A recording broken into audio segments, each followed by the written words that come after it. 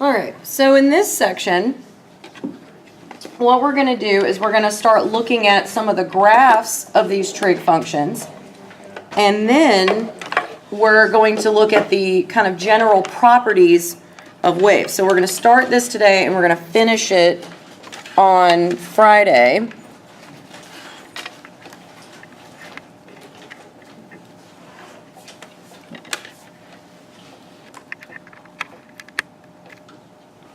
All right. So the first thing that we're going to talk about in here are going to be sine and cosine waves.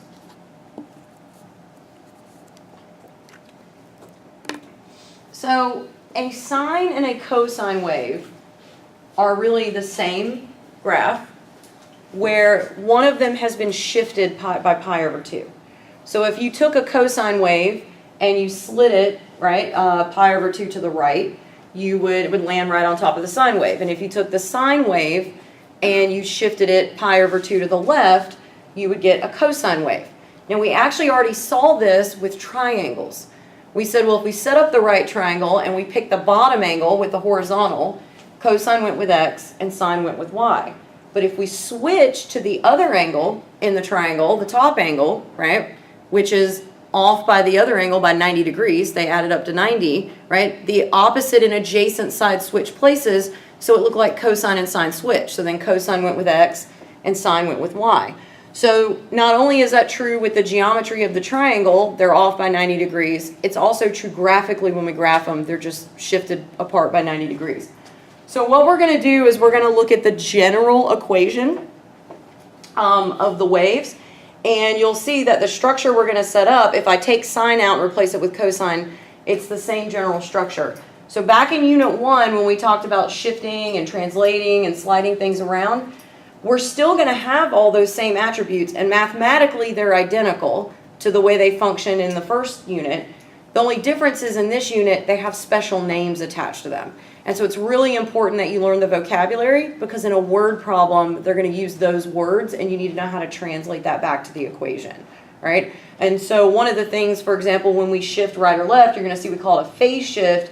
So if I'm writing a word problem and they describe a phase shift, it's just a horizontal shift, but that lets somebody know in context that we're talking about wave-like motion. That's what this special kind of vocabulary is. All right, so let's look at the general structure of the equation first.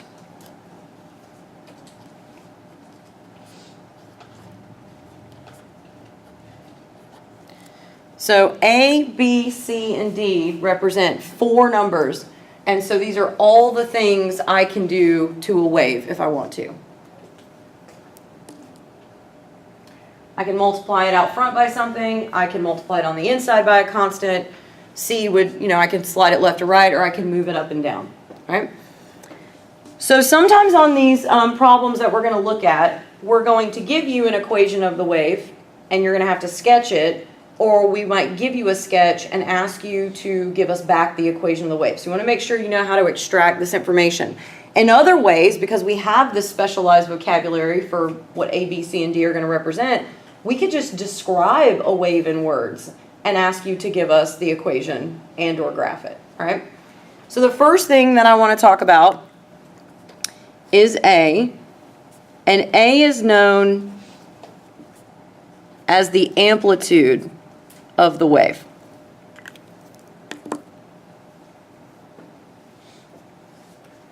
Now back in Unit 1, we said if you multiply a number on the outside by a constant, right, you're taking all the y values you had, and if you multiply it by a number bigger than 1, the graph gets taller, so it vertically stretches, right? If you multiply it by a number between 0 and 1, the graph's going to get shorter because you're making all the y values smaller. Amplitude, right, is actually a specific component of the wave. It's going to be the height of the peaks and the depths of the trough are going to represent the amplitude. So it's really measuring from the center up or the center down, right? So amplitudes are always reported as positive values. Now, that doesn't mean that you can't throw a -2 in front of that sign. But the way you want to read it is read it as -1 times A. So the negative 1 out front, right, just flips the graph over the x-axis, but 2 would be the amplitude. So even if you see a negative 2 in the equation, if we ask for amplitude, you put negative 2 into the computer, it's going to tell you you're wrong, okay? So amplitude is the height of the crest, right, or the depths of the trough. We can calculate A, right, because sometimes we might not be able to read it directly off a graph. If you know the maximum level of the wave and you know the minimum value of the wave, you can use this formula. So you take the highest value on the wave, subtract the lowest value on the wave. The numerator is giving you the distance from the top of the crest to the bottom of the trough, right? And when you divide that in half, that's what's just giving you the height of each piece. So, does anybody know what the word oscillate means? Right. So oscillating is like bouncing up and down, so like if you're on a spring, right? Or if something's rotating back and forth. So a pendulum oscillates back and forth between two values. An oscillating fan, like everybody in the rural South, grandma had one of those, right? It's all fans spin, but an oscillating fan, the head rotates from right to left, right? So if your air conditioning goes out in summer, it's like cooling everybody off, right? And then if you pull the little pin, it stops. Yeah. And when we were kids, we'd play with that and then break my granny's fan and she'd get really mad. Okay. So, but yeah, so oscillating means it's going from one position to another position and back. Well, that's what these waves are going to do. They go up and down, right, back and forth. So one way you'll see in a problem might be this wave oscillates between 3 and 7. So they've just given you two pieces of information that are really important, right? The first is 3 is the minimum and 7 is the maximum, so you actually know the range of the wave. It goes from 3 to 7, right? The second thing is you can plug 3 and 7 into this formula and you can calculate the amplitude very quickly. B is the frequency of the wave. And you will almost never see that word used. I don't know how Alex does it, but for some reason in a lot of math textbooks when we learn about waves, they don't spend a lot of time on frequency. It kind of bugs me because it's a really easy concept and it makes a whole lot of sense. So frequency is how often the wave comes by. All right. So a normal sine and cosine wave, if you just plot sine or plot cosine, you get one full wavelength every 2 pi. But if I change b in the equation to 2, well then what we're saying is 2 complete waves come by in that same amount of time. So the issue with b, that's kind of a pain, is rather than talking about the frequency of the wave, everybody likes to describe its time period. But you can't plug the time period directly into the problem. You have to convert it to b first. If you're looking at a wave, you can't see the time period, you can see the frequency, and you have to calculate the time period. So the frequency of the wave is 2 pi over capital T, where T is the time period. Some people may use the letter P, but when we describe it in a problem, we usually describe it as just the period of the wave. And so that means its time period. So if you want the time period, right, we can solve this equation for T and see that it's 2 pi over B. So if you have the equation, you pull B out, you pop it into here, that gives you time. If I give you the time period and you're trying to write the equation, you have to plug it into here and get B. We also learned in the first unit, right, that when you multiply by a constant on the inside of the function, right, when there's a coefficient in front of the x, it stretches or shrinks the graph horizontally, but it's the opposite effect of what it feels like. It's actually really easy to visualize that on a sine wave. So because the frequency, if I make it a 2, if the frequency is going up and the wave is coming by faster, that actually means when you look at it, you'll see it shrunk by a factor of 2 horizontally because it's got to hit more often. If I make b 1/2, well, that means only half of the wave has passed by in that original period of time. And so that actually represents a stretch. So numbers smaller than 1 on the inside actually stretch it horizontally. Number bigger than 1 on the inside actually shrink it horizontally. So you can really see that effect on a sine and cosine wave a lot easier. All right, so C, right, what does C do in this equation? Shifts it right or left, right? But this has a name, and it's called the phase shift. But all that is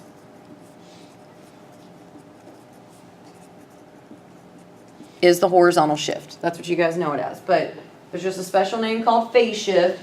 So if you see that in a problem, that's all they're giving you. D is the vertical shift. Now, it doesn't have a special name, but it can be calculated by taking the max plus the min and dividing by 2. So if you know a wave oscillates between 3 and 7, you can plug it into this formula and figure out that D is 5. So it was shifted vertically up 5, right? But D has a very special quality about it, and if you know it, it makes graphing a lot easier. So what do you do when you add two things and divide by 2? To get the average. Get the average, right? Or the median, right? So if you've averaged the max and min together, you found the center line of the wave. So for a normal sine and cosine wave, right, because it has to oscillate about something, it oscillates about its center. So the center of sine and cosine is just 0, right, because they go 1 up, 1 down. But if you shift the wave, right, what D is telling you is how far the wave slid up or down, but it's also telling you the location of the center of the wave. So when we did exponentials and logs, right, and we had to figure out what the domain and range were, we would use the fact that they had known asymptotes at certain locations, and then we'd shift the asymptote right or left or up or down, and that would help us adjust the domain and range. So now we're going to use that center line as a way to kind of to help us when we're graphing. So if you calculate D, it's also giving you the center of the wave, okay? So let's look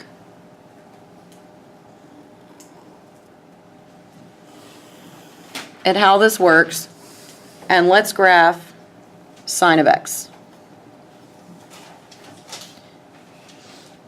So in order to graph sine of x, I'm going to use, I'll draw it over here, the fact that on the unit circle, I know these 4 points. And it's a circle of radius 1, so hopefully everybody can label those 4 points. So if you ever get in a pinch and you can't remember the difference between sine and cosine, all you need is that picture of the unit circle and you can graph it very quickly, okay? So the first thing is you have to remember that on the unit circle, the x values are cosine and the y values are sine. So since I'm going to graph sine, I'm only going to look at the y coordinates as I go around the circle. Also notice that those points hit every 90 degrees or every pi over 2. So that means I'm going to check the value of sine at every pi over 2. So we'll have pi over 2, pi, 3 pi over 2, 2 pi. And we'll also take a negative trip around.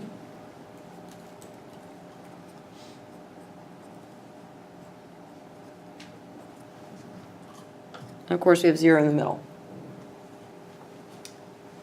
The other thing is every wave has a max and a min. So if we're looking at that circle, well, the highest y value you see there is 1, and the lowest you see is -1. So this isn't really an asymptote, but I just kind of like to draw the top and the bottom.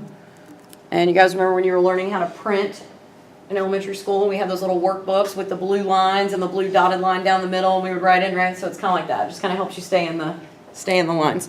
All right, so if I want to graph this wave, the first thing I'm going to do is I'm going to take one positive rotation around the circle, right?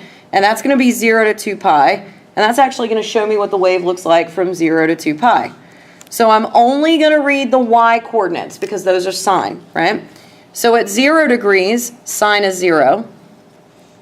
At 90 degrees, sine is 1, right? At pi, sine is back to 0 again. 3 pi over 2, we're down to -1, and at 2 pi, we're back at 0. So just by plotting the zeros, ones, all the way around. So if I connect these dots, I get a sine wave.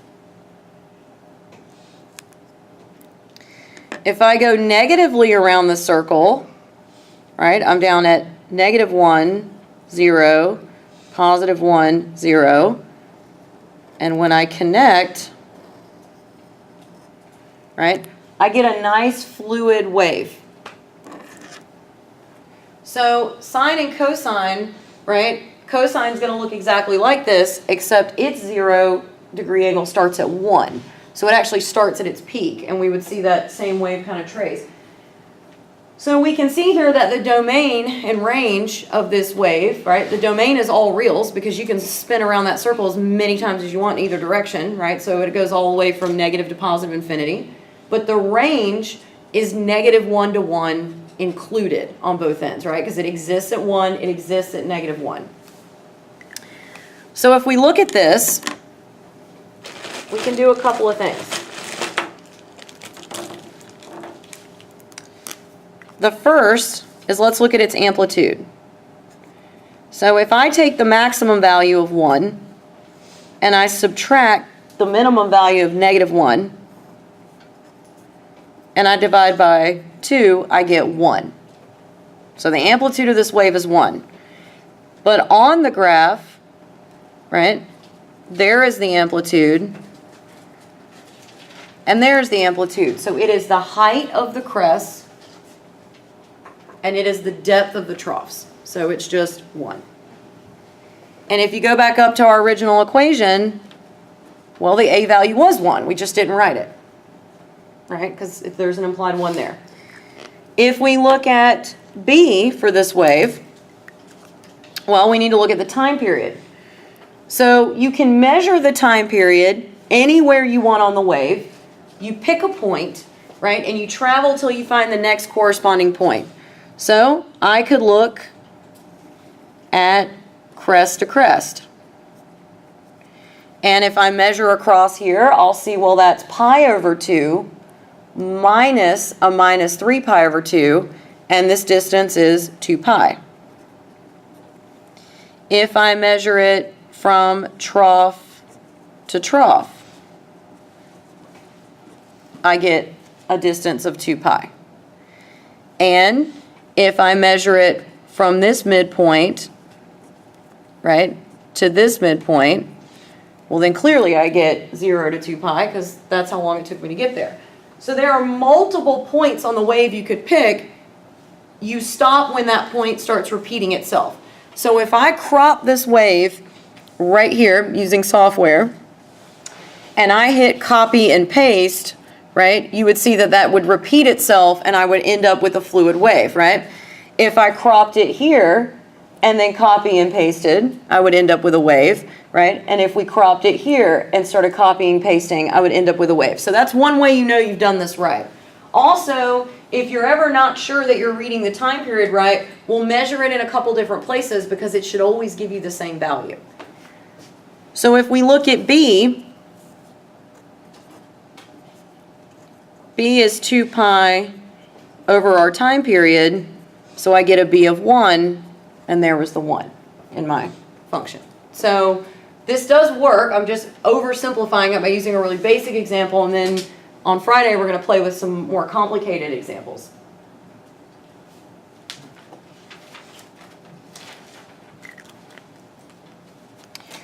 So let's try to identify some characteristics of some wave equations.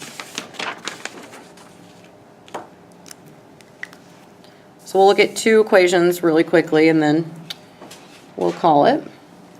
So let's look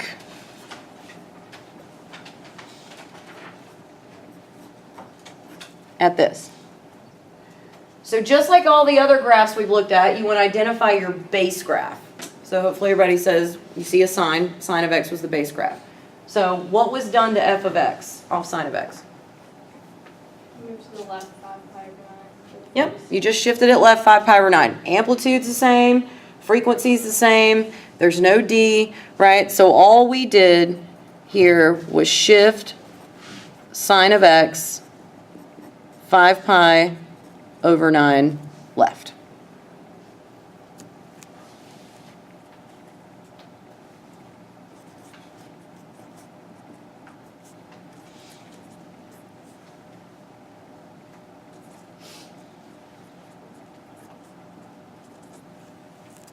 All right, so let's have some fun.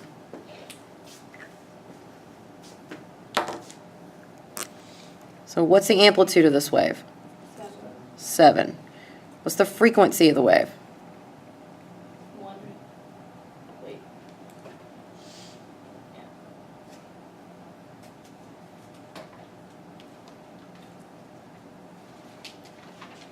It's B. Pi over 4. Yeah. Where y'all getting B from? If you have the equation, B's there. 2 pi over 7. Okay, let's backtrack a minute. Wow, you guys took a turn no one else took today. Okay, so this is the wave, right? B is the number attached to x. 8. 8. How? Whoa, okay. Whew, I was like, what are y'all coming up with some stuff? All right, so if we have B, then what's the time period? So the time period is 2 pi over B, so that is pi over 4. Okay, yeah, so that was at least, yeah. Now, that's important because remember I said B was the frequency, that's how often the wave comes by. So if the time period is pi over 4, then as we go back to this graph, if this is pi over 2, pi over 4 is like right there. So that means the wave comes by every pi over 4. So 2 of them have gone by here, then another 2, then another 2, and then another 2. So in one normal 2 pi time period, that wave came by 8 times. 2 every, right? So that's what I was saying. That's if B goes up, that wave got really crunched together. Not only that, the amplitude became 7, so it got really tall and really fast. So that's what that means. If B is 8, 8 wavelengths come by every 2 pi. All right?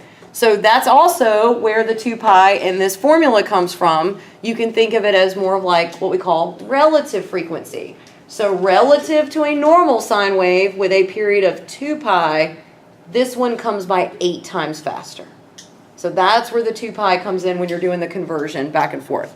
That's why this frequency here turned out to be 1, because relative to a normal sine wave, sine of x just goes by once, because it is just a normal sine wave. So that's what was happening in that formula.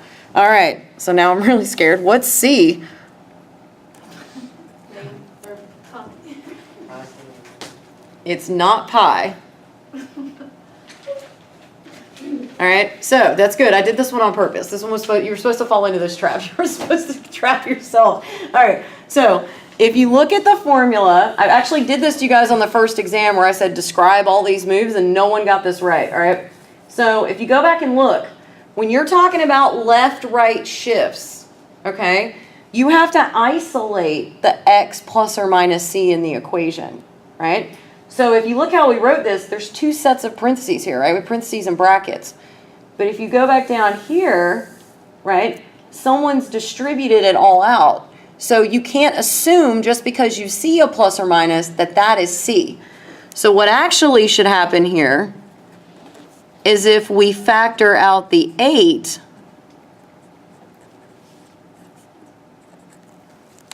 right, now you have B times X minus C.